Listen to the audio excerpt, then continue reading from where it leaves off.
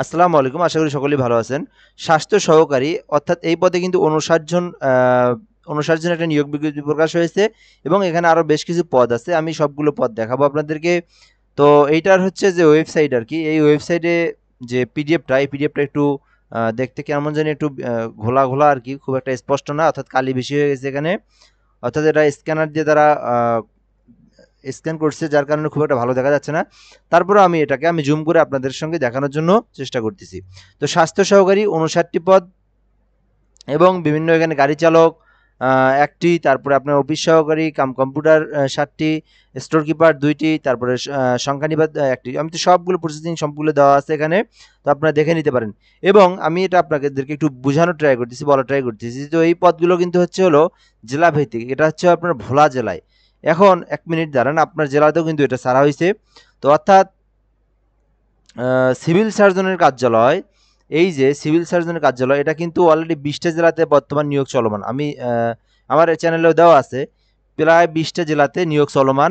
এটা কিন্তু পর্যায়ক্রমে ৬৪টা জেলাতে দিবে। যে জেলাগুলোতেই আপনার ভ্যাকেন্সি ফাঁকা আছে, শূন্যপদ আছে, সবগুলোতেই কিন্তু দিবে। ঠিক আছে? তো ২০টা জেলাতে চলমান, যেমন রংপুর, কুড়িগ্রাম, মুন্সিগঞ্জ, ভোলা, তারপরে আপনার হচ্ছে ঢাকা, সাভার, তারপরে হচ্ছে হলো জয়পুরহাট, তারপরে আমার মাথায় এত আসতেছে না। তো অনেকগুলো, প্রায় ২০টা জেলার মতো কিন্তু নিয়োগ বিজ্ঞপ্তি প্রকাশ আছে রানিং অবস্থায়। এবং এটা হচ্ছে সিভিল সার্জনের কার্যালয়, জেলা প্রশাসক এবং সার্কিট হাউস, অর্থাৎ এই সবগুলো পদই কিন্তু প্রতিটা জেলাতে কিন্তু নিয়োগ বিজ্ঞপ্তি প্রকাশ হয়েছে। তো এখন আপনারা দেখবেন আপনার জেলাটা কিভাবে দেখবেন, এটা হচ্ছে মেইন বিষয়।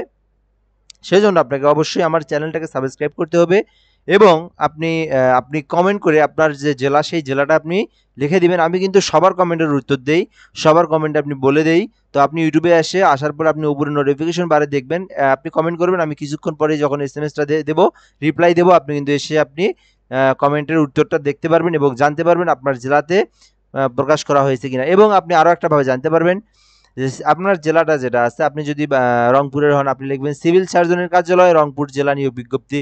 আপনি যদি বগুড়ার হন, আপনি সিভিল সার্জনের কার্যালয় বগুড়া নিয়োগ বিজ্ঞপ্তি। আপনি এইভাবে আপনি জেলাটার নাম উল্লেখ করে, বা আপনি যদি জয়পুরহাট সিভিল সার্জনের কার্যালয় নিয়োগ বিজ্ঞপ্তি ২০২৫ এইভাবে লিখে আপনি কিন্তু আপনার জেলাটা দেখতে পারেন এবং আপনি কমেন্ট বক্সে জানতে পারেন এবং অবশ্যই সাবস্ক্রাইব করে রাখবেন। এবার আমরা দেখব যে ভোলার যে নিয়োগটা, তো এটা আমরা দেখব পরিসংখ্যানবিদ একটি, এটাতে আপনার হচ্ছে গ্রেড হলো ১৪তম গ্রেড, ১০,০০০ থেকে ২৪,০০০ টাকা বেতন। তো স্টোর কিপারের আপনার দেখবো আমরা ৯,০০০ থেকে ২২,০০০ টাকা।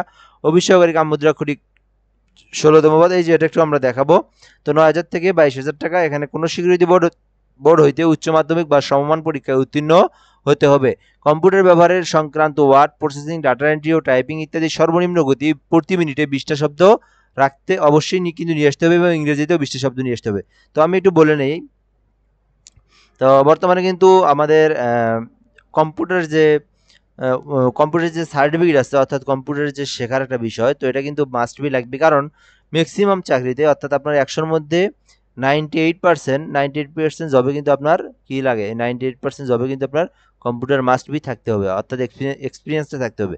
সেজন্য আপনি কিন্তু এটা যদি এখনও যারা জানা নেই, আপনারা অবশ্যই দ্রুত শিখে নেন আশেপাশের কোথাও থেকে। এবং বাসায় যদি পিসি ল্যাপটপ থাকে, আপনি আমার কমেন্ট বক্সে বলতে পারেন, আমি কিন্তু অনলাইনের মাধ্যমে আপনি শিখতে পারবেন। তো এখানে আমরা দেখেই দিলাম যেখান থেকে অবশ্যই আপনাকে প্রতি মিনিটে, অর্থাৎ যারা শেখা আছে, আপনাদের টাইপের গতিটা কিন্তু বেশি থাকতে হবে। ঠিক আছে? তো এটা হচ্ছে ৭টি পদ। তো বেতনটা তো আমরা দেখিয়ে দিলাম, এটা হলো কম্পিউটার মুদ্রাক্ষরিক। এরপরে আমরা দেখব স্বাস্থ্য সহকারী যে পদটার জন্য আমি যেখানে যেটা বললাম আর কি। তো এটা হলো ৯,০০০ থেকে ২২,০০০, ৫৯টি কোনো স্বীকৃত বোর্ড হইতে উচ্চ মাধ্যমিক বা সমান পরীক্ষায় উত্তীর্ণ হতে, অর্থাৎ আপনাকে এসএসসি অথবা এইচএসসি হলেও কিন্তু আপনি আবেদন করতে পারবেন। তো ৯,০০০ থেকে ২২,০০০ টাকা স্কেল এটাতে। গাড়ি চালক, এটাতে আপনার ৯,০০০ থেকে ২৩,০০০ টাকা, একটি মাত্র পদ, কোনো স্বীকৃত বোর্ড হতে জুনিয়র, অর্থাৎ এটা কিন্তু অষ্টম পাশ হলে হবে। এবার আমরা দেখবো আপনি আবেদন কিভাবে করবেন। তো অবশ্যই আপনি আপনার যদি মোবাইলে আপনার টেলিটক অ্যাকাউন্ট থাকে, তাহলে আপনি cs@ভোলা-টেলিটক.com.bd দিয়ে আপনি আবেদন করতে পারবেন। আর যদি আপনার না থাকে, আপনার যদি পিসি বা কম্পিউটার থাকে, তাহলে আপনি cs@টেলিটক.com.bd দিয়ে গিয়ে আপনি ওই লিঙ্কে প্রবেশ করে আপনি কিন্তু অ্যাপ্লাই নাও ক্লিক করে আপনি কিন্তু আবেদন করতে পারবেন।